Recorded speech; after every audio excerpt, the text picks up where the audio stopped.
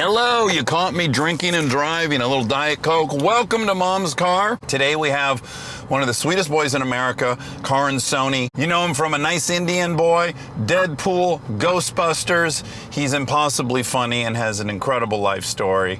And I hope you enjoy the ride with Karan Soni. Some people just know they could save hundreds on car insurance by checking Allstate first. Like, to check your phones in your pocket before leaving the house. Checking first is smart. So check Allstate first for a quote that could save you hundreds. You're in good hands with Allstate. Savings vary, subject to terms, conditions, and availability. Allstate North America Insurance Co. and affiliates, Northbrook, Illinois.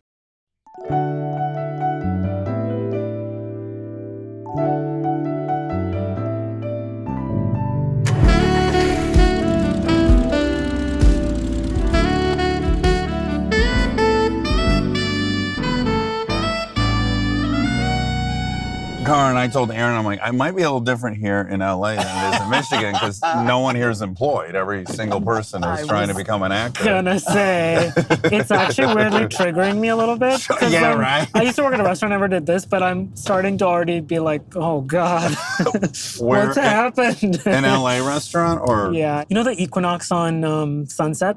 Yes. And that there used to be a Mexican restaurant there. And my hardest sell was our steak tacos.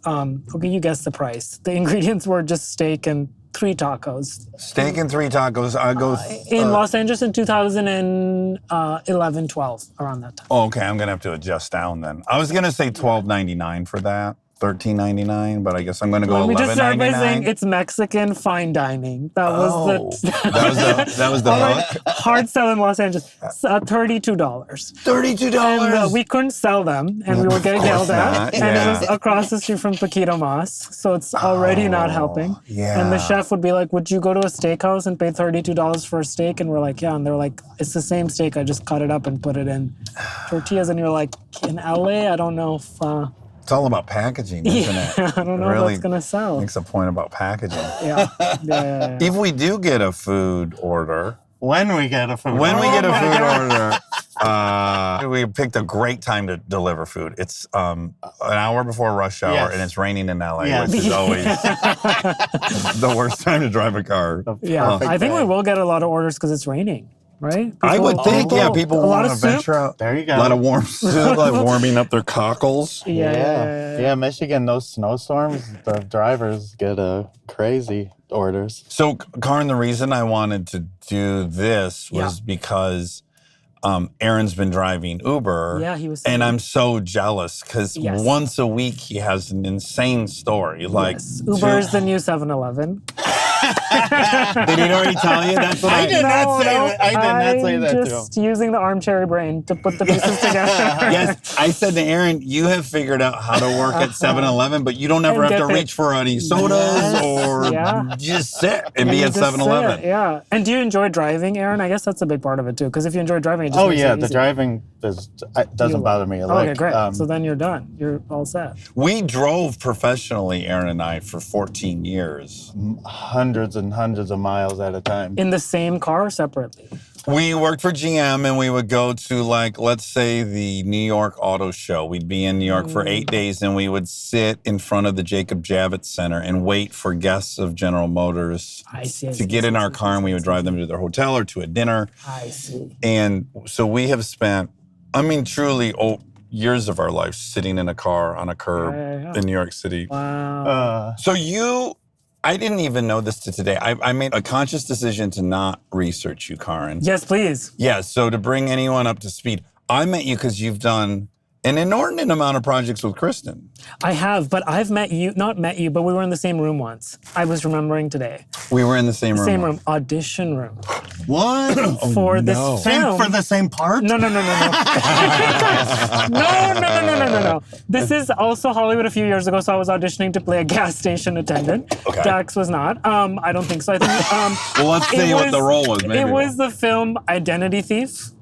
And we were doing a chemistry, or he was in the room. Oh. And it was on Larchmont, and you were talking to Terry Crews when I walked into the room. That tracks. I'm friends with him. Yes, and you guys were really getting along. And then I just remember being like, oh wow, I'm like in the big leagues. Like these are people like I'm These in are the big usually I'm in the dogs. audition room with like, just nobody I recognize. So it was I didn't get it. I don't think you got it. And I don't even remember reading for it.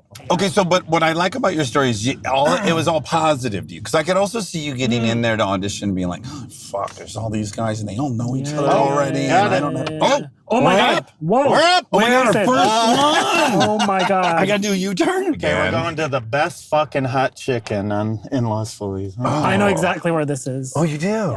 I've lived in this neighborhood for almost 15 years. Oh, so, you have? Yeah. Have you moved around within this neighborhood or same spot? Same place. Really? I had a crazy thing where I was 24, I got my first TV show, and I didn't know what to do with the money. I just panicked because I was like, you can't have this much money in a bank account. Yes, so I just put a down payment on an apartment, and I've just lived in that. Oh, wow. Karan, you haven't driven with me. No. I grew up in Delhi, which you visited recently. Yes. So you've seen the driving there. Yes. So this doesn't faze me. How old were you when you left? 18. Really? I moved for college to go to USC. And you're in your 30s now. I'm 36, yeah. Okay. So actually, half your life you've I'm been at the here. half point now, yeah, which is really weird. Yeah. And I hope this doesn't sound xenophobic. I would expect you to have a much thicker accent. One, you're gonna hear it as time goes by. As you get scared in the as if the driving accelerates. And I forced myself to lose it. But you did. Somehow I did, because some people can't. But I listened to NPR, and I would just Great repeat resource. because they spoke slowly, and I would repeat the way they said it, and then. But I can't do any other accent, so this is it. Whatever this is, and my original Indian. You couldn't play English? No. You don't think so? No, there's just no way. Do you think if you tried to do English, it would unravel Everything. what you've Like literally short circuit every. Have you spent a lot of time in New York? No, I haven't. I want to. I did 1 month. I did the New York Film Academy, Okay. and that was it. When I was 18. We already have our that food. was- Oh my God! Okay. Where are we Going going? so well. Yeah. Wow. Aaron, is there usually more of a wait? I feel like that was Yes. really fast. Yes. Well, my other question, do you ever eat the food? Yes, every time. Stop. Every single time. No, you'll Like, probably. just a fry. I guess it's sealed. Yeah, you get delivery from all these Yeah. It's stapled places. usually, They staple the shit out of it, Although so people cannot do that. Yeah. Well, I was asking about New York, Karan, because what I find is in New York, you could be literally on fire and people just walk by you. Like the ways we've tried to get attention in New York when we were younger, and just everyone knows, just like they can ignore anything. I saw the wildest New York thing last year I was there. You know those vertical camping tents? Like changing tents almost? Yes. I don't know what they're used, but they're like not as wide, but they're more high up. Okay. It's usually for one person. I've only seen it on set to change, like on set or whatever. Yeah. There were two unhoused people having sex. Oh, in the middle of vertical the day, tent. and there was a lot of moaning, and Good for people didn't them. care, and Sure. it was so shocking. Can you see the silhouettes? You could feel, because they're small, and then it was partially open. Okay, Because you it's hard to got it. breathe, I would guess. Sure, It it's was a risk. warm. When I first came to go to college, my first weekend, I was like, I want to go to Hollywood Boulevard. I took the bus from USC with a bunch of people, and I remember it was so glamorous, but it's been the same. But to me, it was like my perspective. I was like, this is it. And I put my hands in the hands. Or whatever. man's Chinese. And now I imagine like how sick that is. And like, but I have all these photos of me smiling with my hands in that. And like, truly, all this could have been happening in front of me. I have no memory of it. It was so glamorous. And I was one of those tourists. And I feel like you would be good to ask, although who knows, because I've seen so many dicks in my life of my friends and stuff. And the only thing I think that I would agree is actually quite consistent is like hand size does seem to be related. Definitely. Yeah. And when I went there as well and put my hands in Eastwood's hands, which are there, Okay. I was like, oh, he's got a ton of sausage. Like, no wonder he's But that Clint adds up Eastwood. totally. Like, Yes. I don't know him, but just the I don't vibe. either. Yeah. It feels right. Yeah, I was like, oh, this makes so much sense. So when you applied to college at USC from Delhi, From Delhi, yes. were they calling it New Delhi yet, or Yep, was it was so new. when did it become Because there's New an Delhi? old Delhi too. Did you go to Old Delhi? To the spice market? Yeah, and stuff? yeah. That was the funnest part of the whole trip, really, was on a rickshaw going through there, seeing the men clean each other's ears and stuff. Yes, you can do that. That's shave so cool. outdoors. Now, get one of your questions ready, because what I don't know if you know, Karan, is that there will be a portion of this show where we have people have submitted questions, and we'll try to work through and give some kind of perspective. Okay. I'll be right back. Yes, there was about 700 submissions. Oh my God. I did read through every single one of them. Good for you. Yeah, because I'm very excited. That's and great. I'm very humbled by the whole thing. I love that so many people are interested in this. Did you knock? I didn't knock. Am I supposed to? No. I wonder if Dax is gonna break the rules.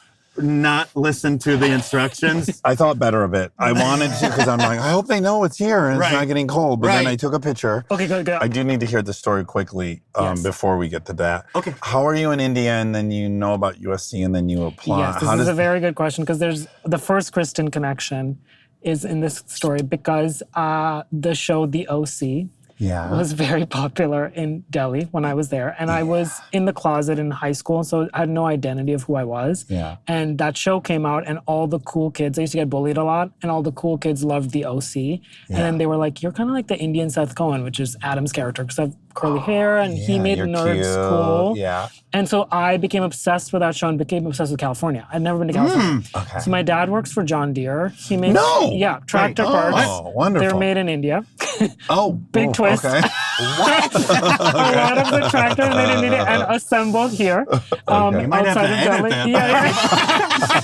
Sorry. I thought they were made in like Iowa or Indiana or something. Right. No, Indiana, maybe it's Indiana. Yeah, there's... You're like, was there an extra A on the Indiana? Yeah, a lot of it is made there. And so we grew up worshiping John Deere, because that was my dad's client. And so we had visited America. Yeah, great company. Visited America, but only been to New York, because you kind of land in New York, and then been to Vegas for tractor conventions. Oh, yeah. And then that was it. That's the furthest. So California on that show was like this magical. The kids, the locker rooms. Like, so is it safe to say you guys were upper middle class? Yeah, well, the other thing was I was an agriculture Nepo baby, as in that was going to be my job. I basically, a very Indian son thing of you run the family business. So I didn't even really need to go to college, because I was supposed to just go do this job with him. And you learn on the job. Was he a dealer? No, he was an engineer. Okay. And then he started a factory. By the time I was graduating college, had 500 employees. Oh and my they expanded to Caterpillar. You're rich. Well, you're rich. I know you don't want anyone to know, but you're rich. 500 employees. Whoa, that's not. But my dad worked like 7 days a week, and I, like as a kid, had laid the first brick at the factory, and everyone in the factory called me Little Boss. So that's so cute. It was this thing where I was like, I didn't even have ambition or dreams, because I was like, I'm just gonna do this. Like, I had no interest in it, but I didn't even think that was a thing or whatever. Yeah, you have to do this. Exactly. And so my dad's dream was always to study in America, and he went to college in India, but he did business with Americans, and he loved the American mindset of business and like how Americans think and all of that stuff. And he was always fascinated with all that. So he was like, I always wanted to do this. You should go do it, get a business degree, and maybe you'll bring some knowledge or something back. Yeah. And then, so I was applying to school sort of just for the business school. Were you funny as a kid? No. You weren't? No. Because I was bullied so badly that I had no personality, because any kind of standing up would be punished. Yeah. You're just trying to be invisible. If San Francisco is a 10 as far as like ease of coming out. Yes. Where's India? Like when I was there, like a 1 or lower. Okay, it was very rough. Well, yeah, because it's illegal still. Illegal? Yes. Okay. To be married or any of the stuff. Yeah. And you don't see any couples or any people in a relationship. I saw women together in New Delhi on our trip. Which is good. I think it's like getting a little bit, it's much better now. I want to say there's even a neighborhood our guide took us to that was like, this is pretty openly. Yeah. And I remember seeing my first same-sex couple, lesbian couple at USC my first day, like welcome week, and I followed them around campus because I literally was like, who's going to do the first hate crime? Oh, yeah, you wanted to witness. Yes. I was like, this is not allowed. I'm like, where does this end? And they were like very beautiful and cool, and like they were holding hands and no one cared. And I just remember my mind was just blown by that idea. Even though you probably were seeing it on TV now from American shows, Will or and not Grace, really? Only show, right? Because there was every other gay storyline. Which you were on, by the way. I was on. Oh my You God. were. One episode. But the gay storylines used to be shame-based. So like the OC had a storyline where like the jock's dad was making out with another dad, and then he was like ostracized in school because he had a gay dad. You know what I mean? It was like a lot of like. It didn't look inviting or safer. It was always sort of like around that kind of stuff. But I became obsessed with California essentially, and then I was applying to a bunch of schools, and then USC gave me the best sort of deal and everything, so I ended up going there. When the second you got here, were you like, oh, I'm never going home, I gotta figure out how to stay here? Well, this is, the second I got to USC, I was like, where are the white people? Because it's in a part of LA that is very, like everything was in Spanish. This is not what you saw in Hollywood. You saw Beverly Hills, you saw like Arizona. So I got to USC and I think I was imagining what UCLA is, which is like. Well, that would have shocked you too, because I went there. Okay, yeah. I think it was 31% Caucasoid when I was there. Okay. And it was 39% Asian. So you would have also been like, where are the white people here maybe too? Great, yeah. So we had similar experiences there. That was the first But thing. I was a white person, so I was like, oh yeah, bring it. Yeah, It's you're like, all great, I like Asian it. girls. Yeah. We didn't have these in Michigan. Oh, you were so excited. You're like, what's absolutely. this? Truly, it was so an funny. education. It was like, where we grew up, we just were ignorant. If there was an Asian person in our school, they were Chinese. There wasn't even, you didn't know about any other thing. You didn't say Asian. By the way, in India, same. We don't know the difference between like Japanese, Vietnamese, like any of this. We just say Chinese. Like we'll just put it in one category. That's a comforting. And everything- I thought it was just our terribleness. No. But I got there and I was like, oh, I see. I could guess high probability that someone's Korean or Vietnamese. Within a semester there, I was like, oh yeah, I get the whole thing. It's so exciting. different. Yeah, they're completely different. Yeah. But yeah, when I got to USC, and my parents came to drop me. And the other thing was there was a car I distinctly remember that had bullet holes on the side. And my mom just started crying. For people who don't know, USC is downtown Los Angeles. It's very nice now. I don't know if you've been recently. It's like night and day different. Yeah. But it's like very gentrified, but it was still a little like rough. Yeah, and you weren't like, okay, I got to stay here. No, but I remember I really, I fell in love. I did fall in love with it. But at that point, I became obsessed with this idea that there was a ticking clock of 4 years and I had to make the most of it and then go back home and then hide this part of myself again. Right. So I was... You were Cinderella. Yeah, exactly. And the clock was going to strike in 4 years. Exactly. Yeah. I came up with a student visa. So it's like there is a literal clock where it's like you can't stay in the country and all that stuff. So I just remember being like, every day felt like I've lost another day. Oh, like you were panicked you were running out of time for 4 years? That's weird. Yeah, almost like you had been given a diagnosis you were going to die. And you're like, I did not make the most of that day. Exactly. So you discovered you were funny at what age? Well, the first time I got laughs was because I did a play in high school, actually, but I didn't realize it was a comedy. So I played everything real. And I didn't put it together, and people were laughing. And I just remember being like, are they laughing at me? Like, I didn't understand what was happening. At me or with me? Yeah. And then when I was at USC, I ended up doing UCB. Which was a big thing. That feels like a very out of left field if you've not thought of yourself as funny while you would enroll it. Because by my sophomore year, essentially, my dad didn't have this job anymore. He had to sell his business. Oh, no. They moved to Augusta, Georgia, which is where they did. I'm just throwing you on such a Wow. That's John Deere country, too. And so he runs this John Deere warehouse in Augusta now. And they took over that 500-person factory. Now it has 1,600 employees. Oh, my goodness. It's a huge goodness. operation. And that's the home of the Masters? Correct. Yes. He's big into golf now. I was just watching Full Swing. I can't stand golf, but I love that reality show, Full Swing. Is that like the Drive to Survive? It's exactly same company, box to box. But it's not making you want to play the sport? Not at all, but it makes me want to walk around Augusta because of all these courses they go to, it's impossibly beautiful. Like how green and perfect it is. It's like Disneyland. I want to see it. Yeah, it is. Maybe I can stay with your dad. Oh yeah, they have plenty of room. Okay, great. Yeah, my mom loves to host. Do they love Georgia? They really love it now, but it was a big shock because I mean, for me moving, but like they moved in their 50s and they left Delhi, which you've been to, which is multicultural. Every kind of food, every kind of culture, everything is happening to go Southern there. white. Yeah, it's just a smaller world a little bit. Yeah.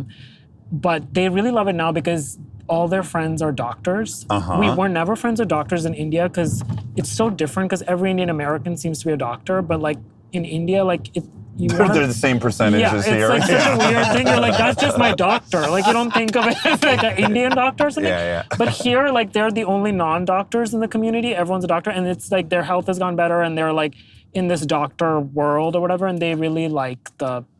They like their peers. They like being there. like the non-doctors in this doctor. Is there a big Huge. Indian community there? Yeah, who knew? Yes. And even back then, when they moved in 2009, there was still. I was like, "Where are you guys going? I've never heard of this place." There was a lot because Atlanta. It's 2 hours from Atlanta, 2.5 drive, and Atlanta is a big medical community, I guess. Right. And so a lot of those doctors leave and create a private practice. And you can buy. I remember my parents bought their first house in Georgia for $250,000. And it was 6,000 square feet. 6 bedrooms. Yes, exactly. But forget the bedrooms. There was a bowling alley. For 250 grand. It didn't work. And meanwhile, but you it come and wasn't- buy a fucking $1 million apartment that's I 1,200 know. square feet. It's like crazy. But you know, it's those old Georgia homes that are like huge mansions and all that stuff. Steeped in a kind of a plantation-y Yes, vibe. the vibe is strong. Yeah. But now Augusta has changed a lot because it's not just golf. The NSA computer is there. You know the thing that was created after 9/11 that scans our texts and emails and stuff? Right, The okay. government thing that was like basically to help catch terrorism stuff. Yeah. The big supercomputer that's doing all that is in Augusta randomly. Oh, really? They moved it there. So they're a all nuke these site. young Engineers. The good news for them is they're definitely Yeah, I'll add that to the one list of the of first that'll be anxieties. bombed. Yeah. Perfect.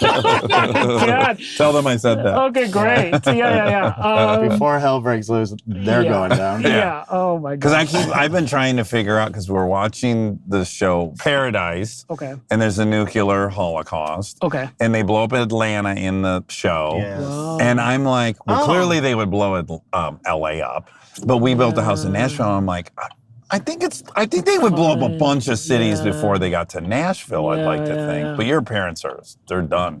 Yeah. Okay. They yeah. got that computer yeah. there. They're Okay. Perfect. And here I was worried about them aging. Computer's the first thing to go. Get that offline Get that ASAP. computer off. Yeah. That's so funny. Okay, you want to hit us with one of the questions? Okay, so I named this one Small Town. She said, would love for you to discuss any angle of the challenges faced by moving back home to your small-ass hometown. I just did it, and it's so weird because nothing changes, but people get older. It's just a very unique, odd experience coming back as an adult. I know you don't live in your hometown, but just would love to hear your thoughts on that and what maybe it would be like for you and BFAW to do that. To me, my instinct is like it would make me regress, I guess. To like some version, and like I wouldn't actually not be happy there, Well, even do with you- money or whatever you're saying, all this other stuff. Where I experience that the most is when I'm with my family, my core family. I return to them. I was just with them in San Francisco, and I have to play the role I had my whole childhood, which is like I'm a middle child. I'm trying to keep the peace. I'm stressed out about who's getting upset at who, and I got to make a joke.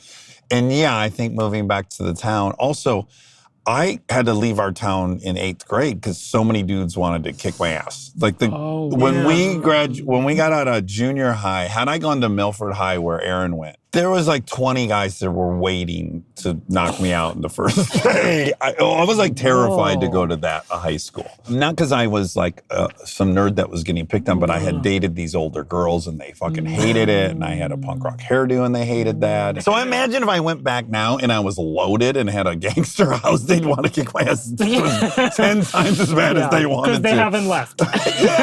We thought about doing a reunion years ago. We became best friends in 7th grade. Years ago would have been our 30-year 7th grade reunion. So we spoke about it over the phone. He had his sister look into it even about like, we could go to our old school, rent it. We're going to rent Muir Junior High and have a reunion. And what it boiled down to after a couple days of talking about it was, you're going to get killed. Like, Oh shit! So that's oh my God! Wow. like now people are really going to hate you because You have money and you can, and you really will fuck the older If they were women. mad I was dating 8th graders. Now I'm married to Kristen now. Oh this my slice my Yeah, throat. it started off, first of all, Dax goes, well, Kristen for sure is not coming. I will not let her near that. Then it was like, well, what am I doing even going? I know. Then we thought, what a terrible idea. Yeah. Wait, Aaron, did being his best friend ever result in these guys coming after you? It was the strangest thing. They didn't make the connection. Everyone loved Aaron. The connection Even was these made. guys. Oh, Yeah, okay. yeah, everyone loved Aaron. Oh, okay, great. I think He's much more lovable than I am. So. I love Dax so much, and people hated him. Yeah. And people hated him. With a passion. But I Really? think a lot of them backed off because they saw how much I loved him. Oh, that's sweet. But, that even yeah. the bullies could Yeah. see through the love. But That's when you also, know it's strong. There were arguably a couple kids that were tougher than Aaron and I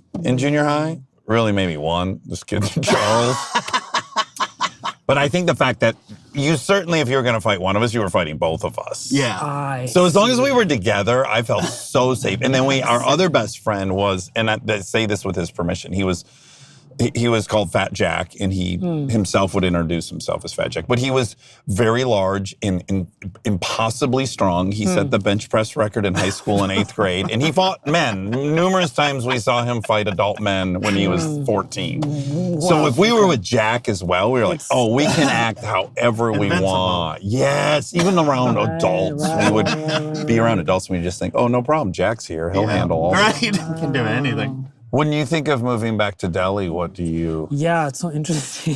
So I started therapy 3 years ago. It's been like life-changing. But prior to that, I used to have crazy anxiety. My other anxiety was I became an American citizen, so I have an American passport. But I used to, when I leave the country, I hold on to the passport. Like I check it obsessively because I have this feeling like I'll get stuck or something. Yeah. It's like this not realistic anxiety or whatever. But I used to have this very like sinky feeling on the plane, like I'll get stuck there or something. It was like very Right. bad.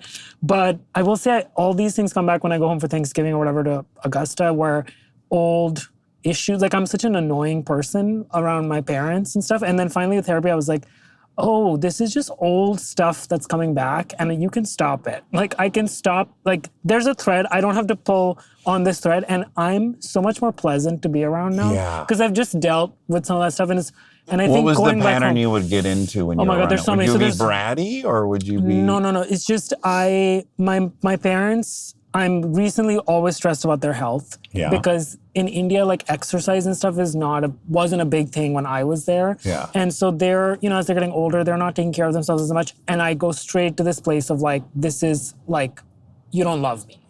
Because if you you did- know if what you you need to did. do. You're not doing it. And then I see them eating something and they're just enjoying life and I cannot. I'm like judgy, and then I become like, I'm gonna eat the salad, no dressing. Like I'm You're putting on a show. And I'm like, this is how we live in California. And I'm like, eating, and I'm like, I don't even want to If eat you this. ate with your shirt off, Yeah. and the result is this. Exactly.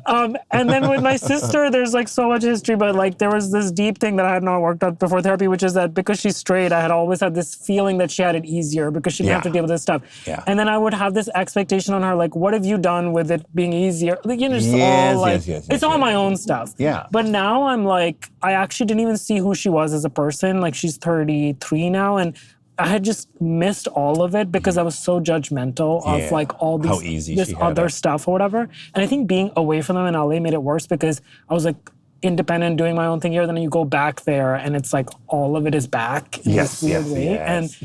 And I was just like, okay, I'm not going to pull on the thread 3 years ago. And it was hard. Yeah. And there were moments where I did break. Yeah. But then I was like, I was so much more pleasant to be around. And then they were so much more pleasant. And it just is better. And there'll be moments like when I went back, I saw them eating some stuff. And I'm like, this is not good. Yeah. But ultimately, I'm just going to let it go. Yeah. When my dad got diagnosed with cancer, I would go home, and mind you, he had gout also and heart disease also. So he couldn't get out of bed the last 3 months he was alive, basically. We know what food you should and shouldn't eat if you have gout. Yeah. And I would run out to go get like a prescription or whatever errand I'd run. And I'd come back and they would be, he'd be like, he'd be in the middle of telling, get that plate out of here. And he would have eaten a cheeseburger while I was gone. And I remember going like, Dad, I'm fucking flying home and then you're sneaking a cheeseburger, whatever. After he died, I was like, that was such a waste of time. Yeah. Yeah, bro, you're in bed with fucking gout. You're dying. He should have eaten 1,000 cheeseburgers, and I should have just shut up. And however someone wants to handle their terrible The situation. thing that's so interesting about it is because in LA I was making only friends, I had no family. You're picking the people that you enjoy or like, you know what I mean? So it's like I'm picking the friends that I know will have. But family is gonna kind of stay who they are. That's right. And you kind of just have to accept that, like, I'm not gonna change them by my nagging. No, they're not gonna change you. They're not that you know. Yes. And then you have to go like, and obviously you have I to won't. meet them where they are. Yeah. It's hard to accept that. It's very hard to accept. So we didn't have any advice, but it did spur on a fun conversation. I think they didn't want advice. Stay tuned for more Mom's Car. Some people just know they could save hundreds on car insurance by checking Allstate first. You know, it reminds me of all those times when checking first really pays off, like that time I didn't check the weather before planning a backyard barbecue. Rookie mistake. Or how about when you're about to head out on a road trip and you know to check your tire pressure first? It's those little check first moments that save us from bigger headaches later. I mean, think about it. You always check if you have your wallet before sitting down at a restaurant, right? Or make sure you've got your keys before closing the front door. These are just smart moves we all make. Checking first is smart. So check Allstate first for a quote that could save you hundreds. You're in good hands with Allstate. Savings vary, subject to terms, conditions, and availability. Allstate North American Insurance Co. and affiliates, Northbrook, Illinois. Hey, parents, it's that time of year again. Back to school madness. But before you start hyperventilating into a paper bag, let me tell you about a little lifesaver called Uber Eats. Right now, they're offering up to 40% off back-to-school essentials. You heard that right, 40%. We're talking notebooks, colored pencils, calculators, glue sticks, all that stuff your kids need to become the next Einstein. Or at least past the 6th grade. But wait, there's more. Uber Eats has your lunchbox game covered too. Get discounts on string cheese, juice boxes, fresh fruit, Lunchables, all the fuel your little geniuses need to power through the day. And hey, if some of those snacks accidentally fall into your mouth, I won't tell anyone. The best part, it's all just a tap away on the Uber Eats app. No more running around like a headless chicken trying to get everything done. So make your life easier and order now on Uber Eats. Remember, get up to 40% off back-to-school essentials. Offer ends 9/16. Terms apply. See app for details. I would like to tell you one story about Aaron and I. Yes, please. We were living together in Dearborn, Michigan, and Aaron bought a motorcycle for like what? $500 or something. Exactly. Yeah. It was a Suzuki GS 650. Is that what it was? GS 650. Wow. Drive shaft. You remember it? I think so. Yeah. Wow. So he got this motorcycle. It's not a nice motorcycle, right? And it doesn't have the big enough engine. And we decide one afternoon, sitting in our apartment, we both had wanted to go to Austin, Texas. We heard it was really great. We had never been. And we were like, let's ride that new motorcycle of yours down to Austin. So we put milk crates on the back of it. We had 2 milk crates that we bungee corded to the back, and each person got a milk crate worth of storage. And we got on this motorcycle riding like this. And by the time we got to Indiana, which is only like maybe 100 miles or so. Yeah, it's really close. We were both already so miserable, but we were not gonna admit it to each other. And then the craziest thing, which is there's nothing worse than being a passenger on a motorcycle, but this was so grueling and uncomfortable that you didn't want to be driving because there was too much wind. And so and the rule was you had to drive until you needed gas, which worked out to about 100 miles a tank. Yep. And if you were driving the motorcycle, you just couldn't wait to get to the gas station and get on back. Oh my God. And Aaron later admitted to me he was crying. I was sobbing. You're like, oh no, is it already been 100 miles?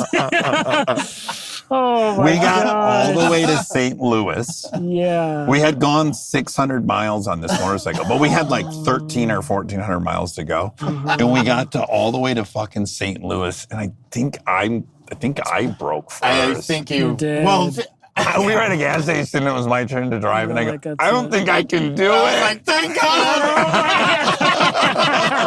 We were so ready. And I'm like, how long have you hated it? And he's like, since Indiana. I'm like, me too. Yeah, I was considering suicide to get out of it. Oh my gosh. It was the most, it was just torture. It was Yeah. like 9 hours of torture, 10 hours of torture.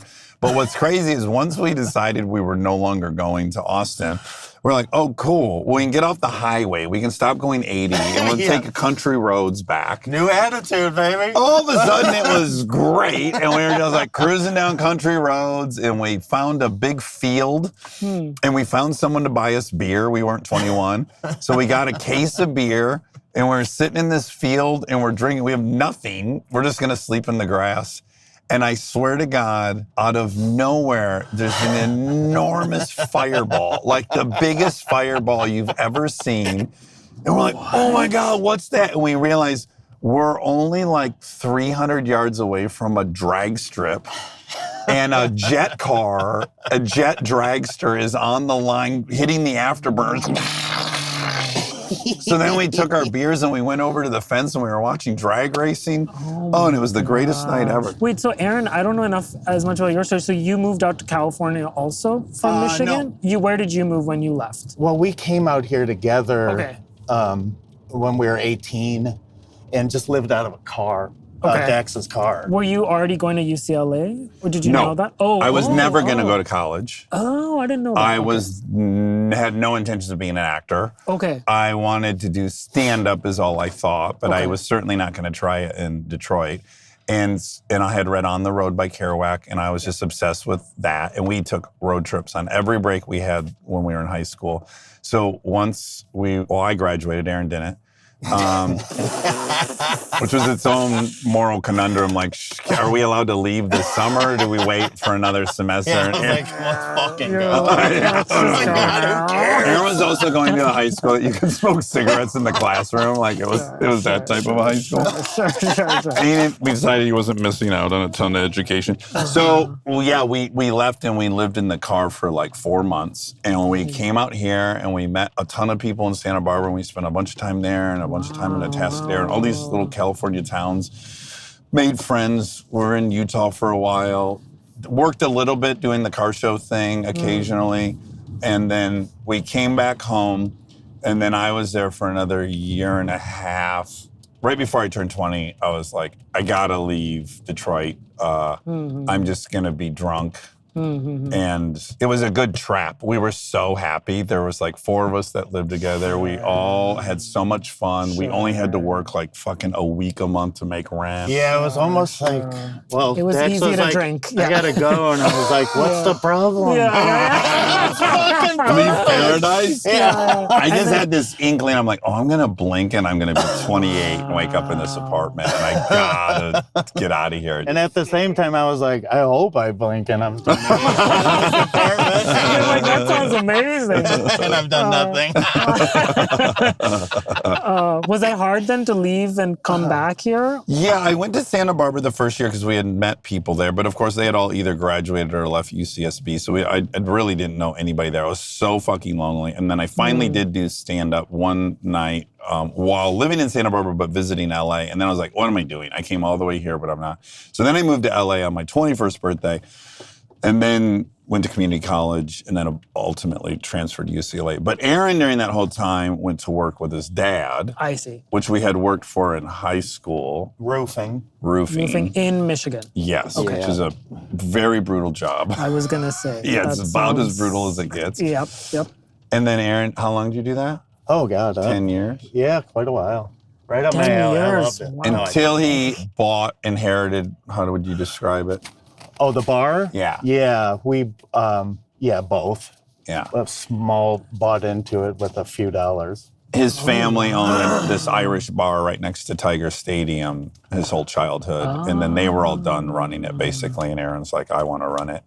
And the fact that experience didn't kill you is almost not possible. Yeah, especially after 10 years of the A lot other of close job. calls. Yeah. But like in the thick of it in Detroit, running a bar that was mostly bikers were visiting and punk rock dudes. So you saw some stuff. Oh, yeah. Yeah. So Uber or his car driving is nothing to you. This stuff is like, you've seen it all. Yeah. Fun. Yeah. Wow. Yeah, it's a 2 compared to 3 in the morning at the logger house. Well, Oh Dax my knows gosh. I showed up at some point at his doorstep in Santa Monica without warning to him. Didn't call. I just... There's a knock at my door. Oh my gosh. And I open it up, and Aaron looks like he was just pulled up from the bottom of the Detroit River. Yeah. He looks like he's dead. He looks like a my zombie. God. This is during the bar job. Yeah. Because I don't even know how I figured out how to get myself a plane ticket at that point. I was just like, I'm dead tonight if I don't leave. So I fucking left. Because St. Patty's Day would come, and he would do a ton of business, and he'd have thousands of dollars of cash all of a sudden, and he liked to smoke crack. So it was on. I see. Just days of that going on. Yeah. So any St. Patty's Day, I had quit drinking at this point, and every St. Patty's Day, I'm like, we'll see if Weakley makes it through. I mean, I know he'll be off the map for 4 days. He'll have $0 at the end of it. People working for me didn't know where I was. Wow. I just trusted that everything was running.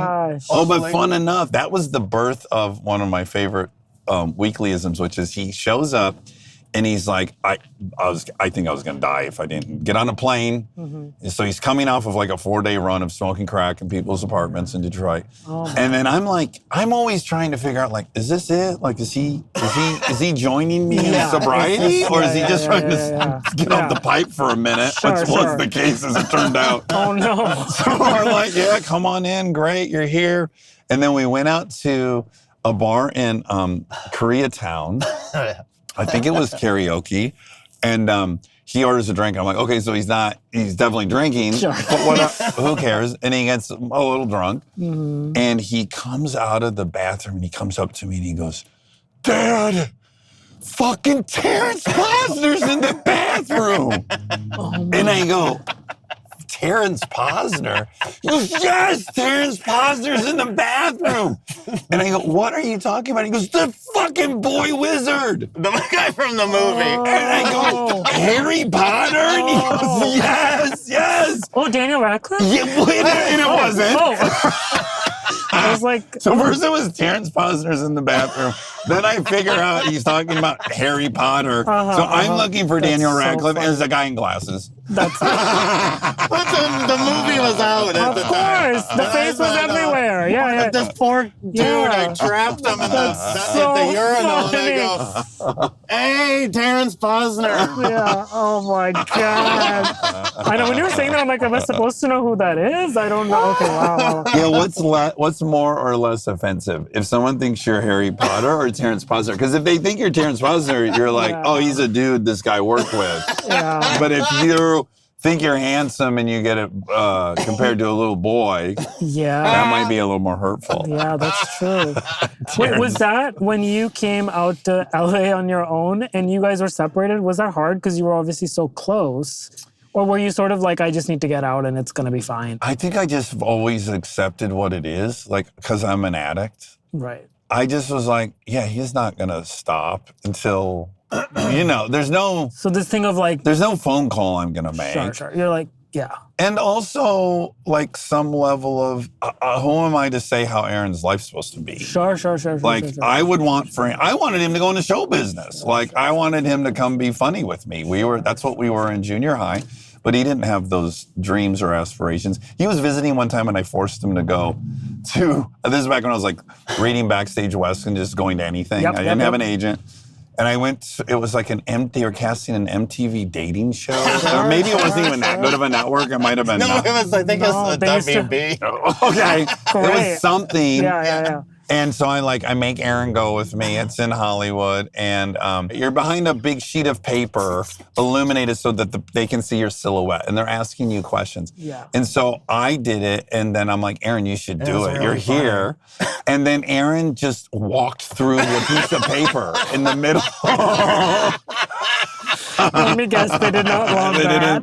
They don't either of us. Oh my gosh. Did you want Aaron to be a stand-up? Like what part of entertainment were you like, he would kill? I wasn't sure. Because I didn't even know what I was doing. Sure. I came to do stand-up, and then went to a Groundling show and I was like, oh, this feels way more like what I could do. Yeah. You're not by yourself. It's not as scary. I think I do characters already. Just he and I had like 10 characters we did all growing up. Yeah. And so that was a much more appealing, less scary avenue. But yeah, I just didn't say really anything. And then when I was home, we always hung out and Aaron always figured out how to like manage his addiction while I was there very thoughtfully. And But I would be aware of like, I know this is hard. Like he's doing this, but. You're saying it though in such a chill way. That seems really hard to do because it seems like you obviously love him very much. Oh, I love him to death. But then you're just, because there's a chance he wouldn't have gotten sober, right? And Well, then you're like, I hope he does it, but like that's scary because. Yeah, I guess because I was one, I just know how it works. There's no like. There's nothing you can say that. No, if someone like this is the worst one of the like things I look back on where I feel bad about. He lived in a barn for a while in Michigan. Sure. And we were partying in this barn. I'm like, make a mental note of that. It was actually a trailer inside of a barn, which is kind of even better. It was a single wide trailer inside of a barn. You have two roofs over your head. Very weird. Yes, he's impervious to rainfall. Yeah. And we're there, we're partying, we're riding four-wheelers. It's a blast. He goes into town to get some more beer, and then eventually we get a call, and he got a DUI. And he's calling from jail. And this is how selfish an addict is. I'm panicked. He's gonna quit drinking. That's all I can think about. I don't care that he just fucked up his license. None of that. He calls and he's like, yeah, I'm at jail. And I was like, okay, are they gonna let you out or do we need to come get you? Whatever, we're talking logistics. And then there's a beat and I go, are you gonna quit drinking? Oh my He goes, fuck no. And I was like, oh, great. I don't really care about any of this. The most stressful part was that he might quit because he got this DUI. That's So knowing that's where my head was at about someone I love more than anybody, I just was like, yeah, you're going to do it until you're just so fucking miserable you don't want to do it. And when you saw him sober before you, what was you thinking? Were you... Tough question. Pussy. Yeah, did you judge that at all?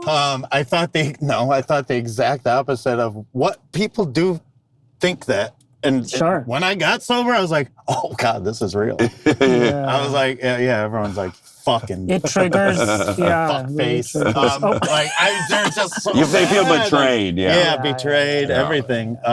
They immediately go like, I think they immediately think you think you're better than them. Yeah. Like when someone leaves your pod to get sober, you're like, oh, they think we're shit now. But I saw that from a lot of people when Dax got sober. I never felt that once. You didn't? You felt happy? I felt happy for him. Oh, that's so sweet. But the whole time I never felt that. No, and I never ever detected anything but support for it. I picked his brain once in a while, but not too deep. Not enough to get I tried not to think too much on it. Does it make it feel like attainable or easier that you know someone who used to drink like you and they were able to stop, or you don't even compare yourself in that way? Oh God. You probably didn't think about it much. Like when you're in it, you're so distracted by it. Sure. That I don't think you're really. Sure. You have like immediate goals all the time. This is which the is like beauty of who being an drinks, addict. and then you're just kind of doing it with them anyways. Yes, and the thing I miss about being an addict is like it kind of right sizes your problems. It's like you care about all this other stuff on some level, but you have such a more immediate goal at all times, which is like maintain how fucked up I am, or figure out how to get fucked up, or have more stuff to, like none of, or deal with the fucking shitstorm I just caused long enough to then get back to drinking or whatever the thing is. So you're not spending a lot of time with like existential concerns or shit years away. You're just, you're living in the moment, which is like, let's not sober up. That's the goal. Let's just not sober up. Right. Yeah, that was the goal for, like the last 10 years probably. I couldn't stand to be sober for 5 minutes because reality, I couldn't deal with it. Reality and what maybe these questions might come to. I was like, oh my God, I gotta Or just all the wreckage that's piling up. Yeah, that too. The older you get. Yeah. But I'll say I was always still shocked because I would go back to Detroit and I'd be with Aaron and everyone's drinking. Of course, I want everyone to drink. I hated when people wouldn't drink around me or whatever. And I was like, Aaron's got to be doing coke. He's too straight to have had 13 drinks, and everyone else is getting sloppy. And Aaron's still a good hang. Like, Aaron was never a bad hang, even when he was fucked up. But he was never admitting he was doing coke to me. I don't, maybe because he knew I loved coke or whatever.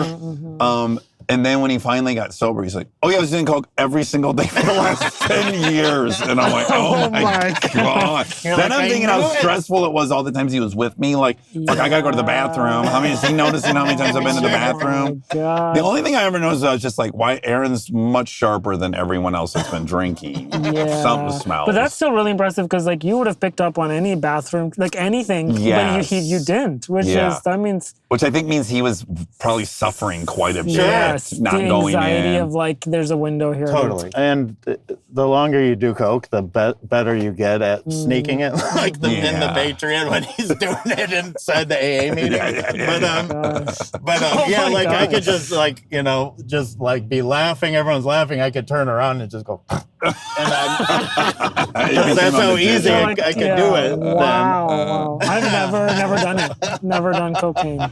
But I'll tell you, we had this a little bit of a weird moment before he got sober, which was Aaron went into the hospital because he had a mass in his lungs, which turned out to be an infection. But when he called me, he had like coughed so hard driving his truck, he passed out and then totaled the truck. Hit a tree, hit a wall in a tree.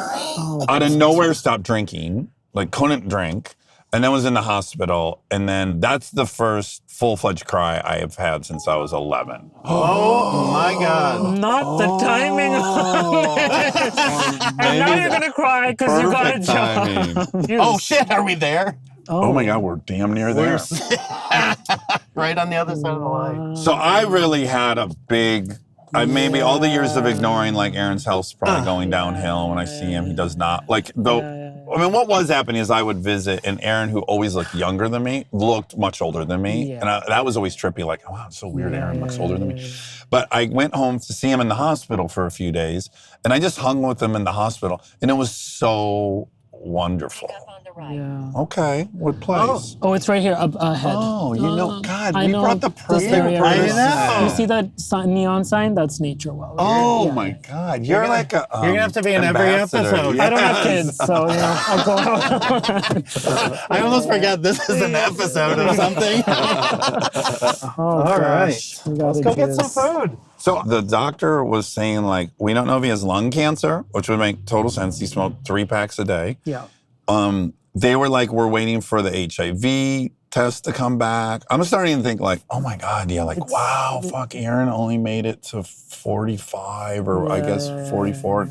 His dad died really young. My dad died really young. And I was just like, oh God, this is all just repeating, and it was just so sad. He made it through that, and he got on a crazy regimen of antibiotics, and the mass started shrinking, and then ultimately he was released, and then he decided he was gonna quit drinking, and I was so excited. And then I happened to be back in Michigan. We were doing a live tour, and so we planned it so we would have like 3 weeks in Michigan on the lake, and then Aaron came out for most of it, and he wasn't drinking. But what I didn't know is Aaron was still doing cocaine, right? Yeah. And you found out at the lake Which house? is that was a version of sober I got one time as well. Yeah. You're without drinking, but still did cocaine. Sure. I was like, drinking's the problem. Yeah. I can handle this one. But how long did you quit drinking? A few months or something? Yeah, something like that. And now, then enters a little bit tricky of a zone, which has happened to me before. It's like people want to quit, then they come to me to quit, and then they relapse. And I don't care. Like, I'm not going to be judgmental. But ultimately, I find out he's been drinking again. And then another, I guess, 8 months goes by or something like that. About 6 months. Okay, 6 more months of drinking. And he was growing weed at the time. Those 6 months were fucking horrendous. It makes me want to fucking cry thinking about those 6 months. This is an important part of the story. First of all, Aaron is always very quick at texting me back, no matter if he was fucked up or not, right? So, and also he was growing weed at the time, and he wanted to buy the house next door to his house to grow weed in that house as well. And it was like a very cheap house. And so I said, I'll buy it for you and you can pay me rent or whatever, like nominal rent. So we go through this whole process. I buy this house. We close on it. And I call him to say, we're closed. And then he doesn't call me back. And then I text him and I text him and I text him. And like 5 days goes by. And I'm like, something is wrong. He wanted this house. He's got the house. And he's not even going to pick up the phone to talk about that he has the house and where the keys and stuff. Yeah. So he finally calls me. He's like, oh, Dad, sorry I didn't call you, man. I had the worst flu. Sure. And I literally go, you've got to be kidding me that you think I don't know what's going on. Like, who are you talking to? Your mom? Oh my God. And then he just kind of dropped that facade. And I had never, ever said to him, I think you should get sober. But I said, Oh, so you said it then. I said, hey, I think you're going to die. Yeah. And I love you. And if you want, I found a treatment center in the Caribbean, and I could send you right now. Yeah. And when I said that, I would have really put the odds of him saying yes at like 8%. Really? Yeah. Yeah. I'm like, he's never gonna, he's decided to do it for life. And then he just goes, yeah, I think it's time to do that. And I was like, oh my God. Like I've wanted this to happen for, at that point, 16 years. Oh my God. And then the most dangerous part of the whole story. Tell him then he agrees, and then he doesn't have a passport, and he knows he's going to treatment, which is a worse scenario for an addict. My God.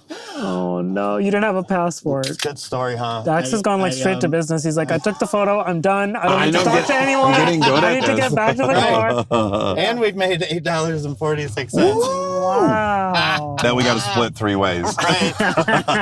Yeah. So then it was like, try to rush and get a passport before Aaron dies. Oh my God. Because he knows he's going to treatment, and I know he's going berserk. I meant it full, like for the first time in my life. I meant it like I'm done. I'm done. Like I knew I was dying at that point. Like I was like, You hadn't left your room in 4 days. Yeah, I had. When he was calling and shit, I was in my room with a pistol, a shit ton of coke, my God. and bottles upon bottles of whiskey. Oh my God. And I just didn't leave my room. I mean, friends were coming over and banging on my door, and I was just telling them to please leave. So I meant it. Like I was done. Like at that moment, it was really Dax saying that. Like I was like, he loves me so much. It's insane. All this stuff is so delicate because what if you hadn't said that, right? Because you hadn't for years said that, and like you could have, it's just so. And it is a pretty hard, fast rule that is right, which is like, you can't, I tell people who have loved ones who are struggling, it's like, all you can really do is line up consequences. You can say like, you can't live at my house and use like this. You can't drive my car. You can't, you can have all these boundaries, but you cannot talk someone into getting sober. And I've seen 22 years AA, people that are forced to come there for some reason, they don't stay. Like people have to want to, you just gotta want to do it. So it's very hard to figure out when you're going to say that to somebody. Yeah. But I definitely thought if he hasn't left his room for 5 days, this might be the time that he recognizes. The thing that's really triggering me with this story is that I hate when the universe or whatever is making it hard for someone who's ready. So this passport thing would have driven me. You know what I mean? I was terrified. Come on, why are you punishing this person who is at some version of a rock bottom? Like, just let them. And how long does this window last where he's willing to? Does he have one fun night and that buys him another? Yeah. Yeah, so I was ready, but then knowing I had to do this and I had those days before I had to leave, I couldn't possibly start sobering up to be in reality because I couldn't handle it. So I just kept going and I went real hard. And I went and so everyone I knew with coke, I fucking hit them up for, I'll get you back kind of thing. And I loaded up on everything. For how many days? It was 3 or 4 days. Yeah. And you probably knew that was happening. Oh, I knew for sure what was happening. I was just like, we got to get this passport yesterday, right? And then at this point, Kenny show up to a flight on 3 days, being awake for 3 days. And when he landed in Antigua, I had been calling him. I don't even know if he got on the flight, but somehow I finally get a hold of him. He's landed in Antigua, or maybe he called me. I was in a different world. He was car, and his voice was gone. And he goes, Dad, Oh my gosh. white people aren't allowed to drive here, I don't think. And I'm like, oh my God, this means A, he's being driven by a black guy who does say white people are not allowed to drive.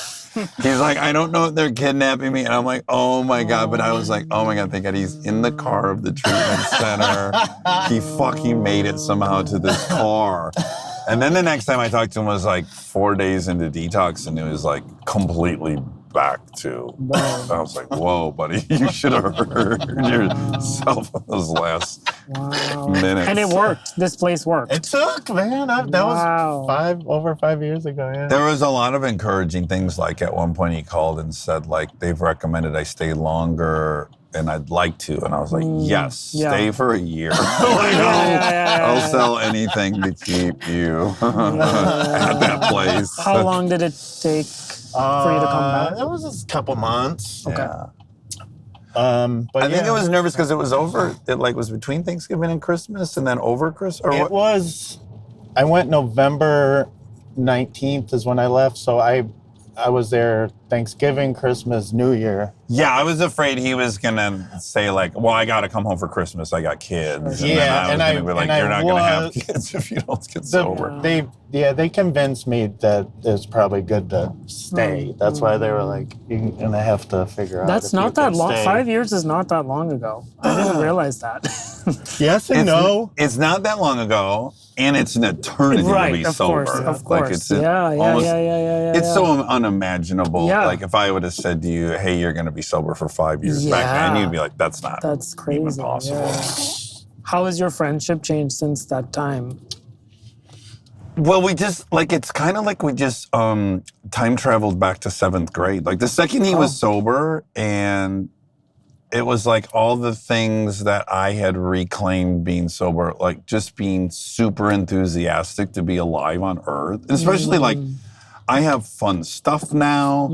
This was the person I wanted to have fun stuff with. It's 7th grade, but with money. Yeah. And weirdly, I'm only able, there's like a way I can enjoy all this through having Aaron present that I can't otherwise. Like we went to the Miami Grand Prix, and I had like a speaking engagement in Orlando, and we stayed at the Four Seasons, and we went to Disney World with a guide, and the whole time we were just like, oh my God, I can't believe we're here. I would be there with Kristen and not have that of course. same feeling. Yeah, I'm just like so thrilled that we can eat as much food as we want at the nice restaurant. It just is, it's weirdly made me be able to enjoy the whole thing so much more since Aaron's been back. And and we just have like all these, throughout the year, we get to do like 10 things together, and it's the best. The best. The best sweet baby. As Aaron said, back in business. Back in business, Do you have a best friend from childhood? I don't, no. Because I was not myself because of the thing. So I don't think I came out of my shell, honestly, till I turned 30, to be completely. Because Hollywood kind of fucked me up also. Because just as I was coming out, I was like, I can't have 2 strikes against me. I can't be brown and have this. Yeah. And I had like an early audition where someone was like, don't use your hands as much. And they were saying it in like, it was a callback or something. And they were like, they really like you. Just one note, don't move your hands so much. And you interpreted that as be less gay? Yes. Yeah. I think they were definitely trying to say that too. Okay. Have you ever heard? They're like, less hands. And I was like, so that really messed it up also, because then I just went right back in a certain way where I was just like, I can't, I don't know, date properly or do all of that stuff and all of that. And then like, you go on jobs, you're meeting new people, you always hide parts of yourself and everything. And then at 30, I think I just finally just let it all come. You're like, it's just too much. It's too much. Yeah. How quickly into UCB did you go like, oh fuck, I've got a knack for this? Yeah, UCB. So that was basically, I went for business to USC. And then when I didn't have this job to go back to, and my dad, they had applied for the green card, and I was going to maybe get a green card with them because I was under 21.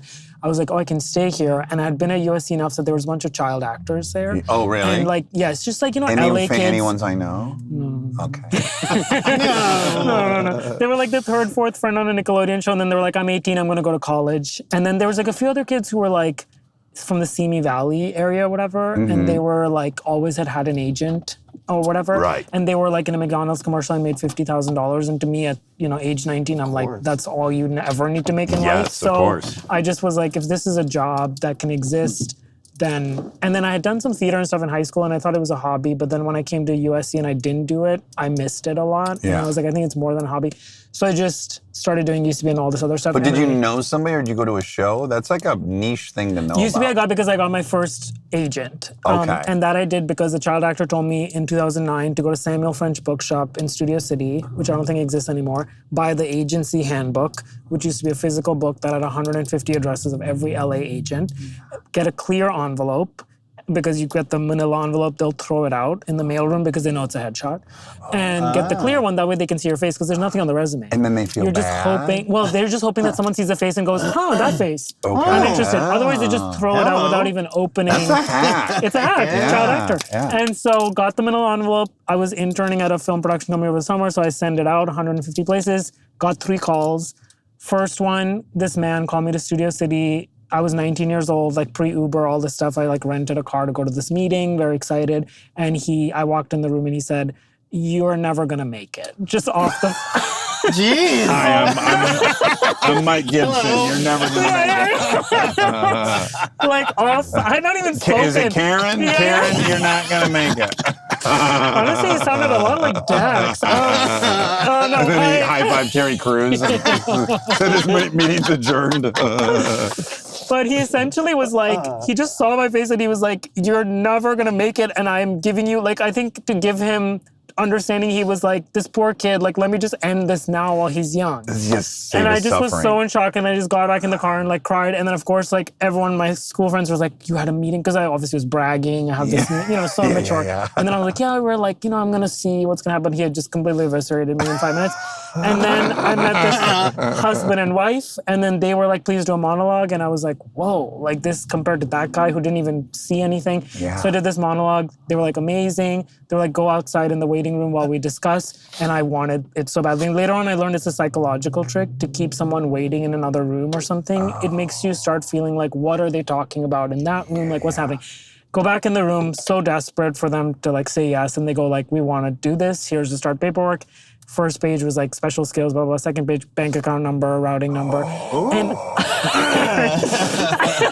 Oh no, there's so many mean people. This was really mean, actually. This to me is the meanest one. Because also I go like, I'm 19 years old. Like, you know what I mean? Like, just, what are you doing?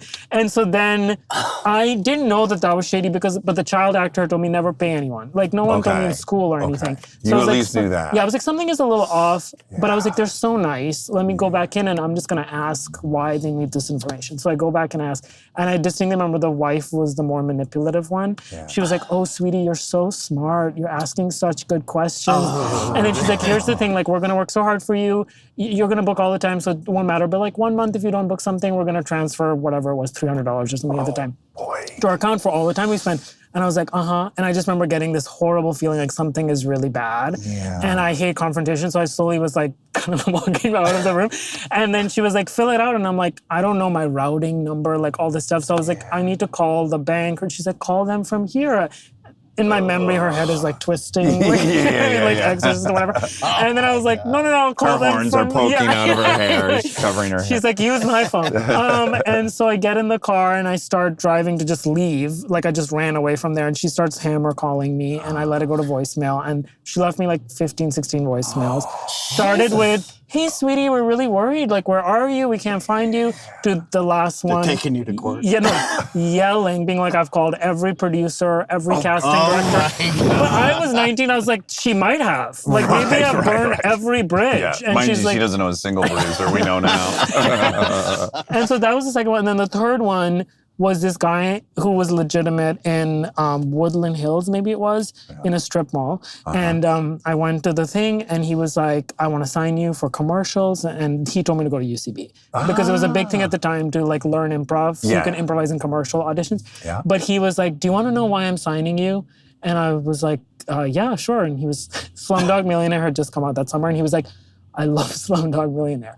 And there was just a pause, and I was like, does he think I'm in it? Or like, what am I supposed to say to this? What's his name? And then, yeah, exactly. And I was like, yeah, it was really good. Yeah. But I was like, maybe I need to pretend like I'm in it. I don't know. And then that was it. We just never talked about it. Never came up again. Never came back again. He was on to the next movie. Yeah. So then my junior year, I started auditioning, and then he would send me on like one a week, and then. And were you UCB booking was- commercials? No. Yeah, I ended could up getting not. them later, but like I didn't in the beginning at all. I couldn't get them. It was horrible. They're very mean. They're demoralizing. It's like it was the first thing that I was able to kind of quit and be like, I don't want to go out for this anymore. And I just remember feeling like such relief that I didn't have to. Well, I want to say out loud on the record, I think you're one of the funniest people I've seen on screen forever. No. I'm not kidding.